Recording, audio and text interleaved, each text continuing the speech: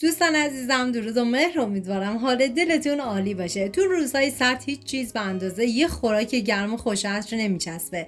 یه خوراک نخود ساده ولی پر از انرژی و مواد مفید که کمک میکنه سیستم ایمنی بدنتون قوی تر بشه. بریم که با هم دیگه طرز تهیه‌اش رو ببینیم.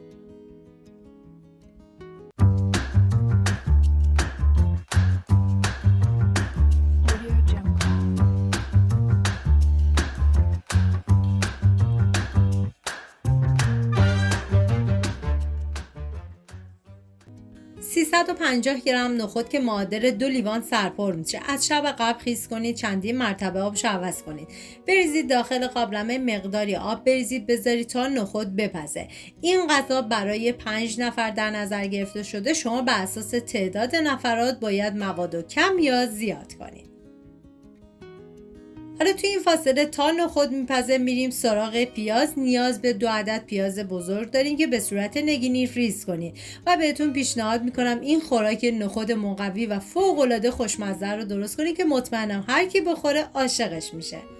80 گرم گردو نیاز داریم، ریز ریز خورد کنید.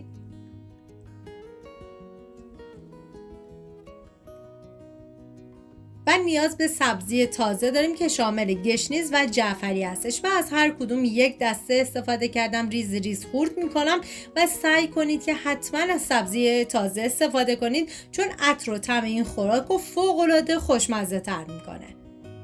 حالا این مواد آماده کردیم میذاریم کنار. داخل تابه من مقداری روغن کنجد ریختم که شما از هر نوع روغنی که دوست داشتین میتونین استفاده کنید.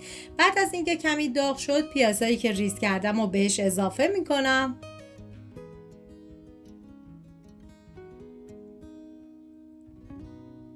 هم میزنم و زمان میدم تا پیاز سرخ بشه.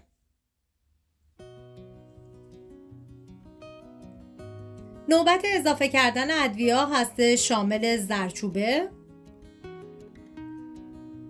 پودر تخم گشنیز، نمک و فلفل سیاه. هم میزنم و میذارم ادویه ها تب بخورن و عطر ادویه ها آزاد بشه و اینکه من اندازه های دقیقم داخل دیسکریپشن نوشتم. بعد از اینکه ادویه ها تب خوردن گردوی خورد شده رو بهش اضافه میکنم و 90 گرم جوپرک. هم میزنم و میذارم تا یه تفت مختصری بخورن. واقعا یه ترکیب عالی و فوق‌العاده خوشمزه.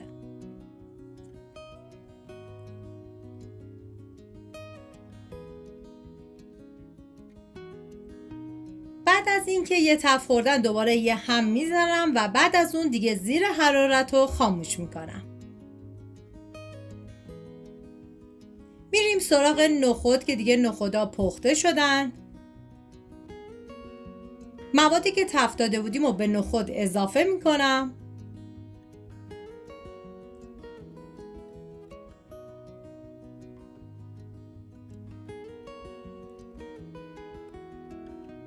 یه هم میزنم تا همه مواد با هم دیگه مخلوط بشن.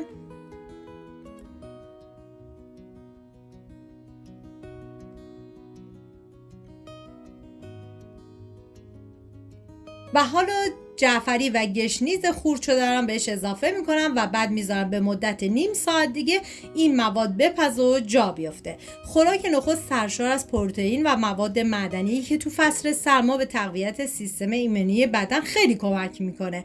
گرم و مقوی، باعث میشه کمتر احساس خستگی یا سرما کنیم و برای روزهای سرد پاییز و زمستون یه انتخاب فوق‌العاده عالیه. و بعد از نیم ساعت که دیگه مواد کاملا پخت و آماده شد من یه هم میزنم و اگر دیدید که موادتون کمی سفته میتونید نصف لیوان آب جوش بهش اضافه کنید و آب 1 عدد لیمو ترش تازه هم بگیرید 5 دقیقه آخر بهش اضافه کنید.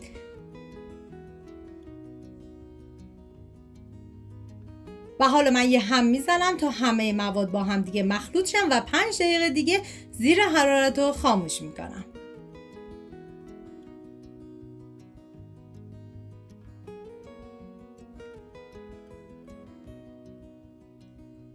امیدوارم این خوراک نخود خوشمزه رو امتحان کنید و مثل من از عطر و طعمش لذت ببرید. یک غذای ساده ولی پر از انرژی و حال خوب.